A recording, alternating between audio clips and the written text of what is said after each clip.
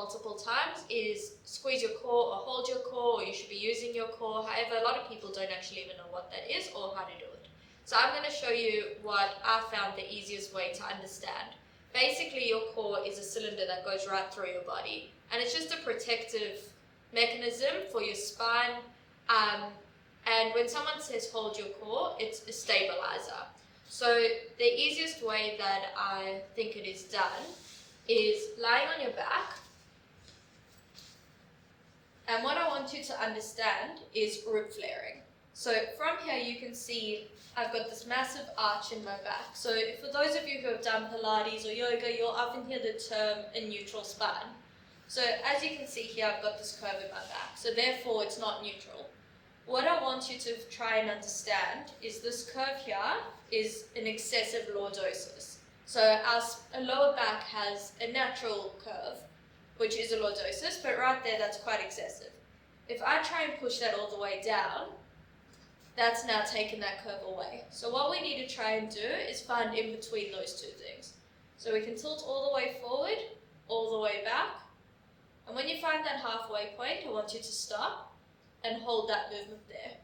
From there, you'll see my ribs are actually now straight. Compared to before, when I was in that excessive curve, my ribs are up. And that's what we call rib flaring. So what I want you to do is put your index fingers onto the top of your hips and your thumbs onto the base of your ribs.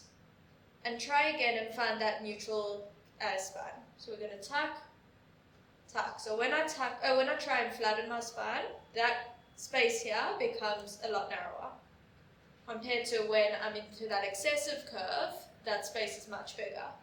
So we want to find that halfway point. Once you find that, you'll see my ribs are not flared. Okay, so flared, not flared. So what I now get patients to do is put one hand onto their ribs and bring one hand up. And try, so this will be incorrectly done. When I move this arm, my rib's going to move. Okay, you can see that the curve's now getting bigger again. Compared to if I now hold my core, which as I explained is that stabilizer. So find that halfway point, hold that there, put your hand on your rib and don't allow that rib to move when I move this arm back. So what you'll see there is this curve's not moving and this rib's not moving. So have that idea of literally holding this spot. The tricky part is you still want to be able to breathe and talk and laugh when you're doing this. Okay, same on the other side. So find that tilt, find that halfway point, find that neutral spine, put your hand on your rib, put that hand and try and lower that hand without those ribs moving.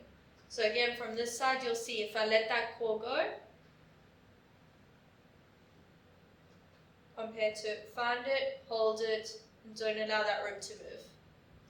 Another thing that you can try and work out is if I've got that excessive curve, I can get my whole arm through, as you can see from that side. If I flatten that curve, I can't get my hand in at all.